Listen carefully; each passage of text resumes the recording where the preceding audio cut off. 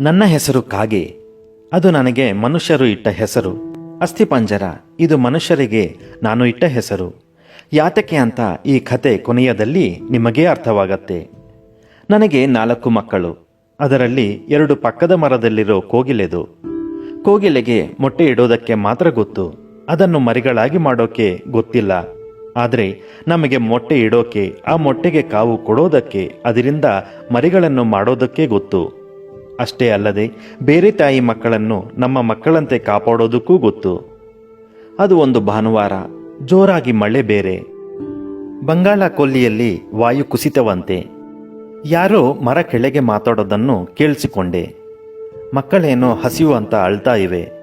ನನ್ನ ಗ್ರಹಚಾರಕ್ಕೆ ಇವತ್ತೇ ಕಸದ ತಿಪ್ಪೆನಲ್ಲಿ, ಡ್ರೈನೇಜಿನಲ್ಲಿ ಏನೂ ಸಿಕ್ಕದ ಪರಿಸ್ಥಿತಿ. ಒಂದು ಕಡೆ ಮರಿಗಳನ್ನು ನೋಡಿದರೆ ಸಂಕಟವಾಗುತ್ತೆ. ಒಂದು ಪಕ್ಷ ಶರೀರಕ್ಕೆ ಏಟಾದರೆ ಭರಿಸೋ ಶಕ್ತಿ ಮನಸ್ಸಿಗೆ ಇರಬಹುದೇನೋ, ಆದರೆ ನಾವು ಪ್ರೀತಿಸೋ ಜೀವಿಗಳಿಗೆ ಏಟಾದರೆ ಭರಿಸೋ ಶಕ್ತಿ ನಮ್ಮ ಮನಸ್ಸಿಗೆ ಇರೋದಿಲ್ಲಲ್ವಾ? ಅದಕ್ಕೆ ನನ್ನ ಮರಿಗಳಿಗೆ ತಿನ್ನೋದಕ್ಕೆ ಏನಾದರೂ ತರೋಣ ಅಂತ ಹಾರುತ್ತಾ ಹೊರಟೆ. ಆದರೆ ಗಾಳಿಯ ಅಬ್ಬರಕ್ಕೆ ನನ್ನ ರೆಕ್ಕೆಗಳು ಸುಸ್ತಾಗಿ ಬಿಟ್ಟವು. ಹಸಿವಿನಿಂದ ಒದ್ದಾಡುತ್ತಿದ್ದ ಮರಿಗಳ ಪರಿಸ್ಥಿತಿ ಏನು ಅಂತ ತಳಮಳ ಜಾಸ್ತಿ ಆಗತೊಡಗಿತು. ಮಳೆಯ ಹನಿಗಳು ಸೂಜಿನಂತೆ ಮೈಯನ್ನು ಚುಚ್ಚುತ್ತಿವೆ. ಸ್ವಲ್ಪ ವಿಶ್ರಾಂತಿ ಪಡೆಯೋಣ ಅಂತ ಒಂದು ಮನೆಯ ಮುಂದಿರೋ ಮರದ ಮೇಲೆ ಕೂತ್ಕೊಂಡೆ. ಅದು ಸರಿಯಾಗಿ ಮಧ್ಯಾಹ್ನ 1 ಗಂಟೆ ಆಗಿರಬಹುದು. ನನ್ನ ಅದೃಷ್ಟ ಇರಬೇಕು, ಆ ಮನೆಯವರು ಆವಾಗಷ್ಟೇ ಊಟಕ್ಕೆ ಕೂತಿದ್ರು. ಅವರು ತಿನ್ನೋ ತನಕ ಅಲ್ಲೇ ಇದ್ರೆ ಕನಿಷ್ಠ ಪಕ್ಷ ಅವರು ಬಿಟ್ಟಿರೋ ಒಂದು 4 ತುತ್ತು ಸಿಗದೇ ಇರತ್ತಾ ಅನ್ನೋದು ನನ್ನ ಆಸೆ. ಮೊದಲು ಚಟ್ನಿ, ಆಮೇಲೆ ಪಲ್ಯ, ಅದಾದ ಮೇಲೆ ಸಾರು, ಅದಕ್ಕೆ ತುಪ್ಪ, ಕೊನೆಯದಾಗಿ ಮೊಸರು, ಜೊತೆಗೆ ಉಪ್ಪು, ಉಪ್ಪಿನಕಾಯಿ. ಇದು ಅವರ ಮೆನು. ಅವರು ಒಟ್ಟಾರೆ 5 ಜನ. ಅದರಲ್ಲಿ ಒಬ್ಬ ಮಾತ್ರ ವೃದ್ಧ, ಸುಮಾರು 70 ವರ್ಷ ಇರಬಹುದು. ಪಾಪ, ಅವನ ತಟ್ಟೆಯಲ್ಲಿ ಮಾತ್ರ ಅನ್ನ, ಕಡು ಕೆಂಪು ಬಣ್ಣದಲ್ಲಿ ಉಪ್ಪಿನಕಾಯಿ. ಅಮ್ಮ ಅಜ್ಜನಿಗೆ ಪಲ್ಯ ಹಾಕಬಹುದಲ್ವಾ ಅಂತ ಅಜ್ಜನ ಜೊತೆ ಕೂತಿರೋ ಮೊಮ್ಮಗ ಕೇಳ್ತಾನೆ. ಅವನು ಹಾಗೆ ಕೇಳಿದ ತಕ್ಷಣ ಅವನ ಎದುರು ಕೂತಿರೋ ಅವನ ಅಮ್ಮ, ಏನೋ ಹಾಕೋದು, ಬಾಯಿ ಮುಚ್ಕೊಂಡು ತಿನ್ನು, ಊಟ ಹಾಕೋದೇ ಜಾಸ್ತಿ. ದೇವರು ಕೆಲವರನ್ನ ತಕೊಂಡು ಹೋಗದೆ ಭೂಮಿಗೆ ಭಾರವಾಗಿ ಯಾಕೆ ಬಿಡ್ತಾನೋ, ಪಲ್ಯ ಬೇಕಂತೆ, ಪಲ್ಯ ಎಲ್ಲಿಂದ ಬರತ್ತೆ ಅಂತ ಕಣ್ಣನ್ನು ದೊಡ್ಡದು ಮಾಡುತ್ತಾ ಕೂಗುತ್ತಾಳೆ. ಅವಳನ್ನು ಹಾಗೆ ನೋಡಿ ಸಂಬಂಧವಿಲ್ಲದ ನನಗೆ ತುಂಬಾ ಭಯವಾಯಿತು. ಇನ್ನು ಆ ಮಗು ಎಷ್ಟು? ಅಲ್ಲಿ ಅಷ್ಟು ನಡೆಯುತ್ತಿದ್ದರೂ ಆ ಮಗುವಿನ ತಂದೆ ನನಗೇನೂ ಗೊತ್ತಿಲ್ಲ ಅನ್ನೋ ಥರ, ಏನೇ ಇನ್ನೂ ಸ್ವಲ್ಪ ಸಾರು ಹಾಕು ಅಂತ ಹಾಕಿಸಿಕೊಂಡು ತಿನ್ನುತ್ತಿದ್ದಾನೆ. ಅವನು ಥೇಟು ಕೊಚ್ಚೆಯಲ್ಲಿ ಮಲಗೋ ಹಂದಿಗೆ ಮುಂದಿರೋ 2 ಕಾಲುಗಳನ್ನು ತೆಗೆದು ಕೈಯನ್ನು ಜೋಡಿಸಿದರೆ ಹೇಗಿರತ್ತೋ ಹಾಗೇ ಇದ್ದಾನೆ. ಪಾಪ ಅಜ್ಜನಿಗೆ ತಟ್ಟೆಯಲ್ಲಿರೋ ಅನ್ನವನ್ನು ಕಲಿಸುವಷ್ಟು ಶಕ್ತಿ ಕೂಡ ಇಲ್ಲ. ಆದರೂ ಸರಿ, ತುಂಬಾ ಹಸಿವು ಅನಿಸತ್ತೆ. ತುಂಬಾ ಬೇಗ ಬೇಗ ಅನ್ನವನ್ನು ಕಲಿಸುತ್ತಿದ್ದಾನೆ. ನಡುಗೋ ಕೈಯಲ್ಲೇ ಪೂರ್ತಿ ಕಲಿಸಿ ಒಂದು ತುತ್ತನ್ನು ತೆಗೆದು ಬಾಯಿಗೆ ಹಾಕುತ್ತಾನೆ. ಆ ಖಾರಕ್ಕೆ ಕೂಡಲೇ ನೀರು ಕುಡಿಯುತ್ತಾನೆ. ತುಂಬಾ ಖಾರ ಅನ್ಸತ್ತೆ. ಕಣ್ಣಿಂದ ನೀರು ಬರುತ್ತೆ, ಮುಖ ಕೆಂಪಾಗತ್ತೆ. ಎದುರಿಗಿರೋ ತುಪ್ಪದ ಕಡೆ ನೋಡುತ್ತಾನೆ. ಕೇಳೋಕೆ ಧೈರ್ಯವಿಲ್ಲ ಅನ್ಸತ್ತೆ. ಹಾಗೆ ಸುಮ್ಮನಾಗುತ್ತಾನೆ. ಪಾಪ ಅಜ್ಜ. ಎಲ್ಲರದ್ದು ಊಟ ಮುಗಿಯಿತು. ಎಲ್ಲರೂ ಎದ್ದು ಹೋದ್ರು. ಆ ಅಜ್ಜ ಕೂಡ ಚಂಬಲ್ಲಿರೋ ನೀರನ್ನು ಪೂರ್ತಿಯಾಗಿ ಕುಡಿದು ಹೊರಗಡೆ ಬಂದು ಸುತ್ತ ನೋಡುತ್ತಾನೆ. ಆವಾಗ ಅವನು ನನ್ನನ್ನು ನೋಡುತ್ತಾನೆ. ನನ್ನ ಹತ್ತಿರ ಬಂದು ಆ ಅನ್ನವನ್ನು ಹಾಕುತ್ತಾನೆ. ಒಂದು ಕ್ಷಣ ನನ್ನ ಕಣ್ಣಲ್ಲಿ ನೀರು ತುಂಬಿಬಿಡ್ತು. ಅಜ್ಜ, ನಿನ್ನ ಹಸಿವು ನೀಗದಿದ್ದರೂ ನನ್ನ ಹಸಿವನ್ನು ನೀಗಿಸುತ್ತಿದ್ದೀಯಾ? ನಿನ್ನ ಋಣವನ್ನು ಹೇಗಾದರೂ ತೀರಿಸುತ್ತೀನಿ ಅಂತ ಅಂದುಕೊಂಡು ನಾನು 4 ತುತ್ತು ತಿಂದು ಇನ್ನೊಂದು 4 ತುತ್ತನ್ನು ನನ್ನ ಗಂಟಲಲ್ಲಿಟ್ಟುಕೊಂಡು ನನ್ನ ಗೂಡಿಗೆ ಸೇರಿ ನನ್ನ ಮಕ್ಕಳ ಹಸಿವನ್ನು ನೀಗಿಸಿದೆ. ಸರಿಯಾಗಿ 1 ತಿಂಗಳಾಗಿದೆ ಅನ್ಸತ್ತೆ. ಎಂದಿನಂತೆ ಬೇಟೆಗಾಗಿ ಕೆರೆಯ ಹತ್ತಿರ ಹಾರಾಡುತ್ತಿದ್ದೆ. ಅದೇ ಸಮಯದಲ್ಲಿ ಕೆರೆಯ ದಂಡೆ ಮೇಲೆ ಯಾರೋ ಪಿಂಡ ಹಾಕುವುದು ಕಾಣಿಸಿತು.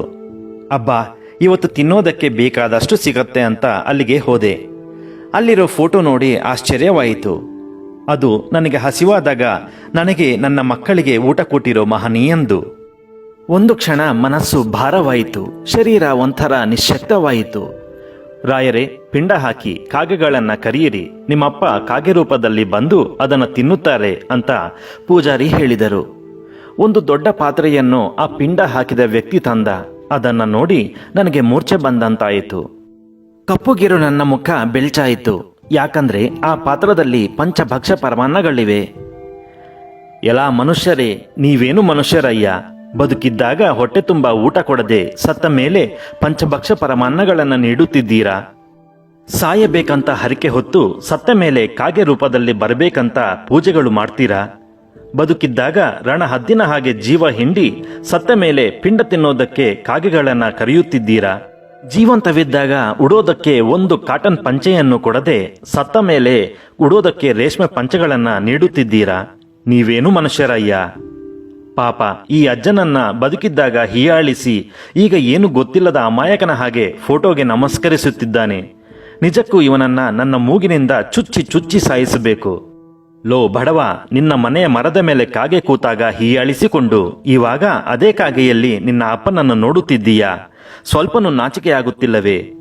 ಎಂಜಲು ತುತ್ತು ಹಾಕೋದಕ್ಕೂ ಸಂದೇಹ ಪಟ್ಟ ಕಾಗೆ ಪಿಂಡ ತಿನ್ನೋದಕ್ಕೆ ಬೇಕಾಯಿತಾ? ಹೀಗೆ ಮನಸ್ಸಿನಲ್ಲಿ ಅವನಿಗೆ ಶಾಪ ಹಾಕುವಾಗ ನನ್ನ ಸಿಟ್ಟು ತಾರಕಕ್ಕೇರಿತು. ಕೂಡಲೇ ಅಲ್ಲಿಂದ ಹೋಗಿ ಸುತ್ತಮುತ್ತ ಇರೋ ನನ್ನ ಸ್ನೇಹಿತರಿಗೆ ನಡೆದಿದ್ದನ್ನು ಹೇಳಿ ಆ ಪಿಂಡವನ್ನು ಯಾರೊಬ್ಬರೂ ತಿನ್ನಬೇಡಿ ಅಂತ ಹೇಳಿದೆ. ಎಲ್ಲರೂ ಇದಕ್ಕೆ ಒಪ್ಪಿಕೊಂಡರು. ಗಂಟೆಗಳು ಉರುಳಿದವು. ಪಿಂಡವನ್ನು ತಿನ್ನೋದಕ್ಕೆ ಒಂದೇ ಒಂದು ಕಾಗೆ ಕೂಡ ಬಂದಿಲ್ಲ. ಸುತ್ತ ಇರೋ ಜನರಿಗೆ ಅನುಮಾನ ಬರತೊಡಗಿತು.